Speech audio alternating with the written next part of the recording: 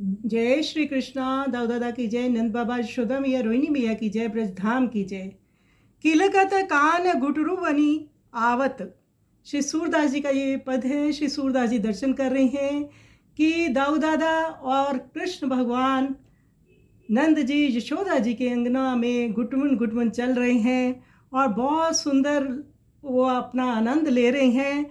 कन्हई किलकारी मारता घुटनों चलता आ रहा है। श्री नंद जी के मनी में अंगना में वह अपना प्रतिबिंब पकड़ने दौड़ रहा है। शाम कभी अपने प्रतिबिंब को देखकर उसे हाथ से पकड़ना चाहता है। किलकारी मारकर हंसते समय उसकी दोनों दंतुलियां बहुत शोभा देती हैं। वह बार बार उसी प्रतिबिंब को पकड़ना चाहता है। स्वर्ण भूमि पर हाथ और चरणों की छाया ऐसी पड़ती है कि वह एक उपमा उसके लिए शोभा देने वाली है कि मानव पृथ्वी मोहन के प्रत्येक पद पर प्रत्येक मणि में कमल प्रकट करके उसके लिए बैठने को आसन सजाती है।